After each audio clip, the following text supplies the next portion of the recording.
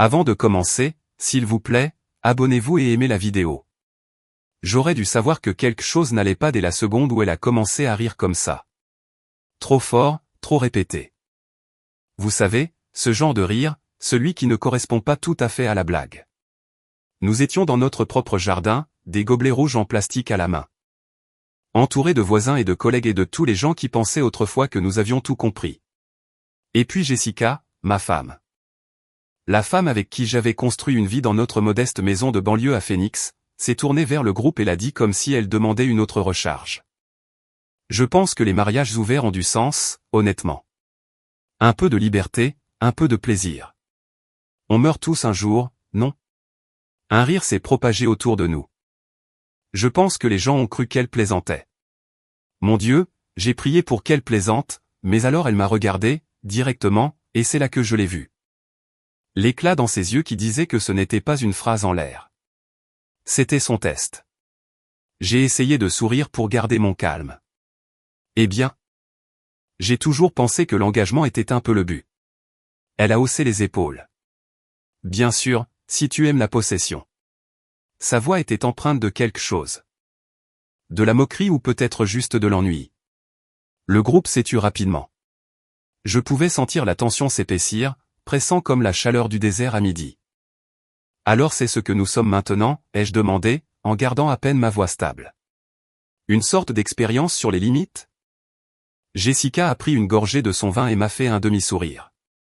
Je dis juste que la monogamie est une construction sociale. Avez-vous déjà eu un moment où le monde bascule?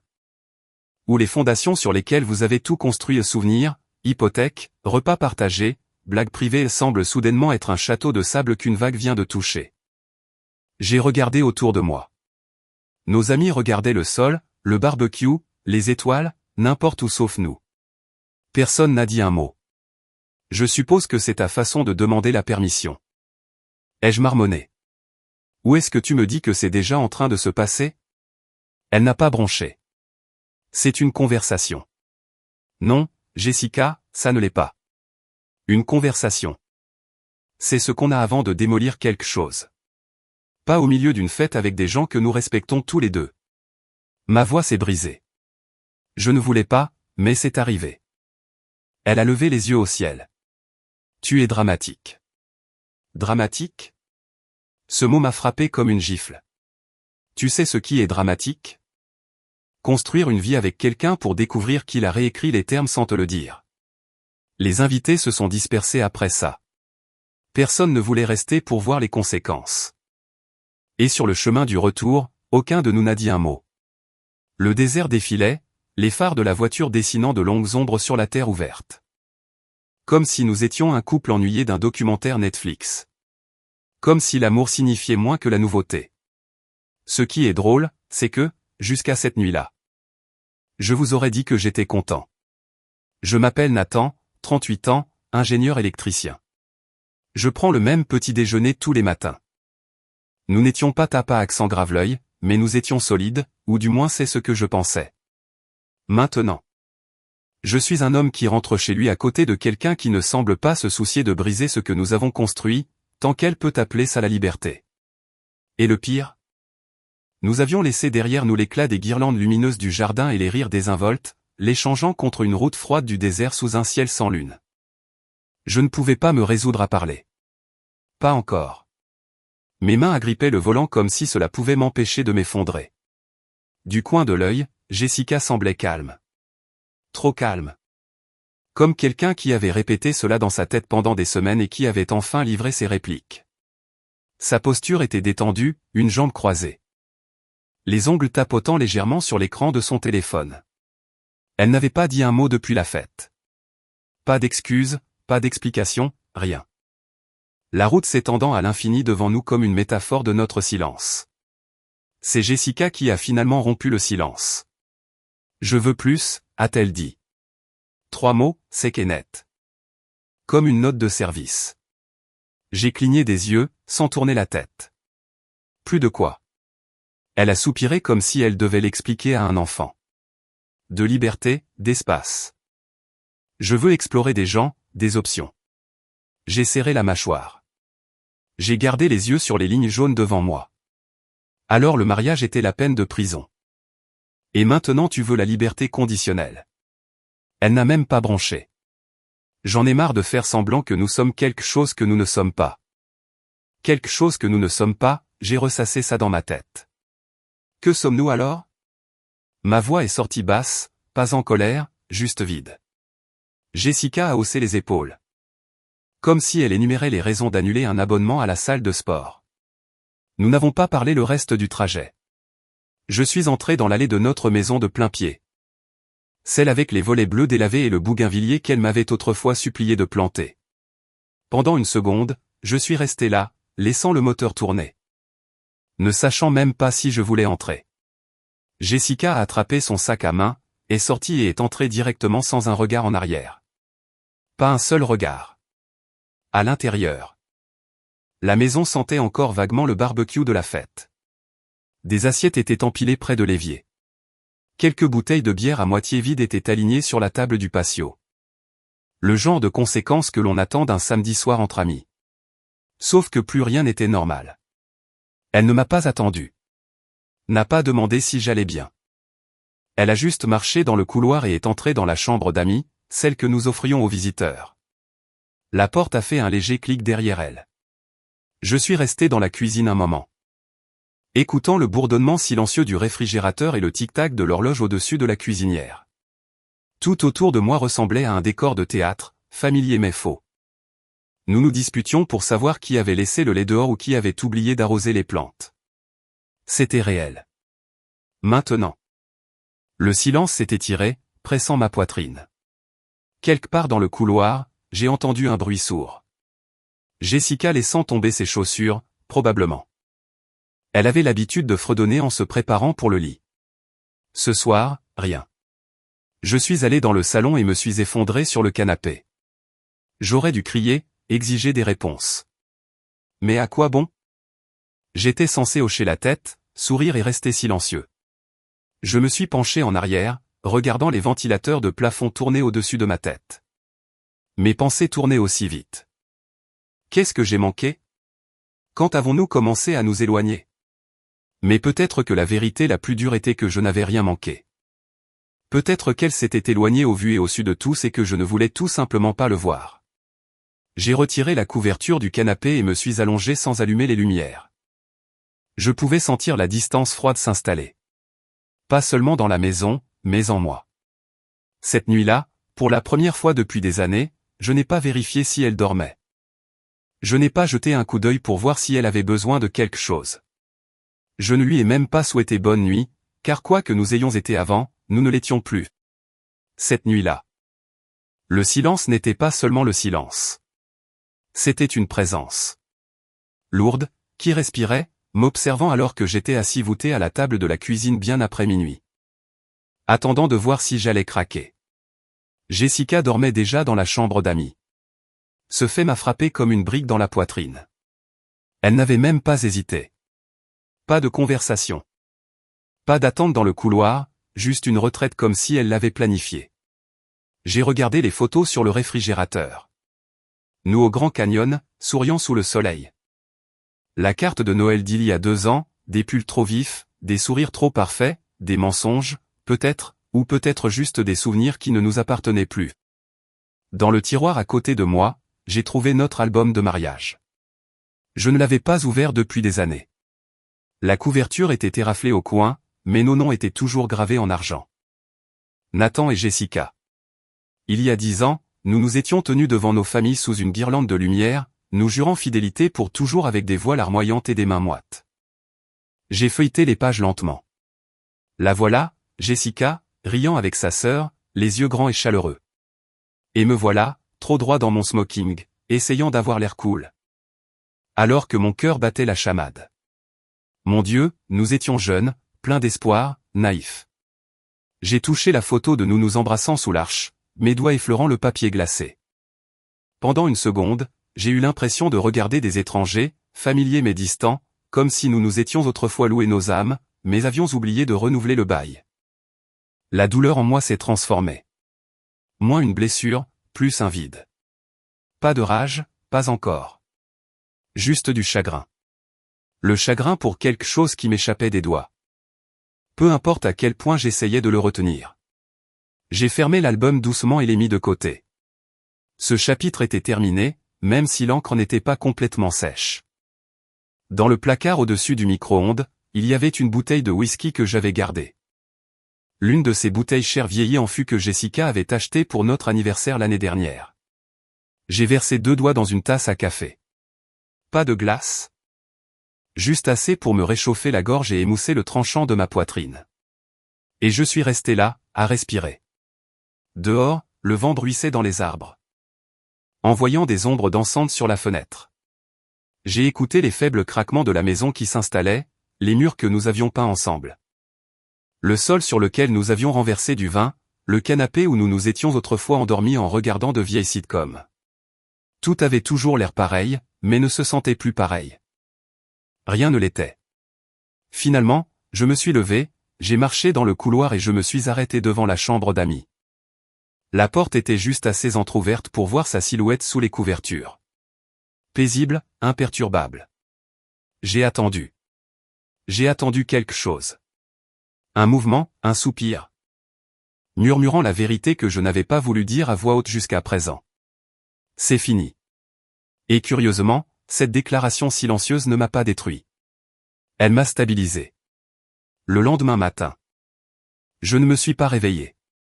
J'ai repris mes esprits, comme quelqu'un qui remonte à la surface après avoir failli se noyer dans ses propres pensées. Mon corps bougeait en pilote automatique. Douche. Vêtements, café. Mais il n'y avait ni goût, ni son, ni sensation, juste le poids de cette vérité que j'avais murmurée dans le noir. C'est fini. Jessica était déjà partie quand je suis parti. Pas de mots, pas de regard, juste le faible bourdonnement du silence là où sa voix était autrefois. À 9h30. J'étais garé devant un cabinet d'avocat niché entre un pressing et une vieille boulangerie dans un centre commercial de Phoenix délavé par le soleil. Pas de tour brillante. Avec une barbe argentée, des bottes de cow-boy et le genre de peau burinée qui vous disait qu'il avait traversé plus d'un type de désert. Sa poignée de main était ferme. Mais ses yeux étaient plus perçants que la plupart des tribunaux que j'avais jamais vus. Alors, dit-il en s'asseyant dans son fauteuil. Les mains croisées sur le ventre. C'est une phrase qu'aucun homme ne dit à la légère. J'ai hoché la tête mais n'ai pas parlé. Pas encore. Il n'a pas insisté. Quand ils viennent me voir, ils ont déjà perdu la moitié de ce qu'ils ont construit. L'argent, le respect, la tranquillité d'esprit. Vous voulez un conseil? Je suis là pour ça, non? Quelque chose a changé en moi à ce moment-là. Juste une lueur. Mais c'était la première fois depuis des jours que je ne me sentais plus en train de me noyer. Puis Brent m'a surpris. Vous savez. A-t-il dit en regardant vers les stores. Ma femme m'a quitté il y a 20 ans. Elle a dit qu'elle avait besoin de se trouver. Elle a pris la voiture. Les économies et tous les amis qui ont cru à son discours sur la liberté. J'ai haussé un sourcil. Vous semblez bien le prendre. Il a ri. Je ne l'étais pas. Pas au début. J'étais une épave. Je ne pouvais pas manger. Je ne pouvais pas dormir. Mais ensuite, j'ai réalisé quelque chose. Elle m'a rendu service. Parce que la perdre m'a forcé à trouver quelque chose de mieux. Une vie qui était la mienne, pas construite autour de ses humeurs. Brent s'est penché. Vous n'êtes pas brisé, Nathan. Vous vous réveillez. Ça m'a marqué. J'ai quitté le bureau avec un bloc-notes rempli d'étapes, un dossier de formulaires et une énergie étrange et inconnue qui bourdonnait dans ma poitrine. Le pouvoir. Pour la première fois depuis que Jessica avait lâché sa petite bombe sur le mariage ouvert, je ne faisais pas que réagir. J'avais un plan. En marchant vers mon camion, j'ai regardé mon reflet dans la vitre. Le même visage, la même chemise. Mais les yeux qui me regardaient en retour n'étaient plus engourdis. Ils étaient réveillés. Ce soir-là. La maison sentait son parfum avant même que je n'entre par la porte d'entrée. Doux, floral, intentionnel. Jessica ne le portait jamais à la maison. Pas à moins qu'elle ne veuille faire impression. Je l'ai trouvée devant le miroir du couloir, appliquant du rouge à lèvres avec le genre de concentration qu'elle réservait autrefois au dîner d'anniversaire. Elle portait une robe courte vert émeraude que je n'avais jamais vue auparavant, moulant à tous les endroits qu'elle savait attirer les regards. Grosse soirée, ai-je demandé. Connaissant déjà la réponse. Elle ne s'est pas retournée, a juste lissé le coin de sa lèvre et a répondu « ouais ». J'ai accroché mes clés lentement, la regardant dans le miroir. Dois-je demander avec qui? Jessica m'a regardé par-dessus son épaule. Ses yeux brillaient de quelque chose. De la joie, de la cruauté. Je n'étais pas sûr. J'ai un rendez-vous. A-t-elle dit comme si c'était la chose la plus désinvolte du monde. Dîner en ville, des verres, peut-être de la danse. J'ai hoché la tête, la mâchoire serrée. Tu veux que je fasse semblant d'être surpris, ai-je dit doucement. Elle s'est retournée complètement maintenant, examinant son reflet une dernière fois avant de prendre ses talons. Elle n'avait aucune honte, aucune hésitation, comme si elle me mettait au défi de réagir, de supplier, de me battre, mais je ne l'ai pas fait. Amuse-toi bien, ai-je dit, la voix plate. Envoie-moi un message si tu perds encore tes clés. Ça l'a fait marquer une pause, juste une seconde. Elle a hésité, attendant peut-être que j'en dise plus, que je l'arrête. Mais quand je ne l'ai pas fait, elle a mis ses boucles d'oreilles, a attrapé son sac à main et s'est dirigée vers la porte. Tu n'es même pas curieux, a-t-elle demandé, la main sur la poignée. Non, ai-je dit sans lever les yeux. J'ai fini d'être curieux des choses qui n'ont pas d'importance. Celle-là a fait mouche. Elle s'est attardée une seconde de plus qu'elle ne le voulait. Puis a forcé un petit rire. Waouh, tu adoptes vraiment cette attitude détachée, hein? J'ai haussé les épaules. C'est toi qui as commencé. Elle est sortie, a fermé la porte derrière elle et... Comme par magie, la maison était de nouveau silencieuse, mais pas vide. Parce que cette fois, le silence n'était pas creux. Il était clarifiant. J'ai traversé lentement le salon. Ramassant la veste qu'elle avait laissée draper sur le dossier d'une chaise, la pliant par habitude avant de m'arrêter. Qu'elle se froisse. Qu'elle reste là comme un rappel. Au lieu de cela. Je me suis servi un verre d'eau, je suis sorti et je suis resté sur la terrasse arrière, regardant le ciel du désert s'assombrir. Quelque part au loin, des coyotes hurlaient. C'était étrangement approprié. C'est ce qu'elle voulait, me suis-je rappelé, la liberté, les options, le plaisir. Elle pouvait l'avoir. Mais moi? J'avais fini de chasser un fantôme.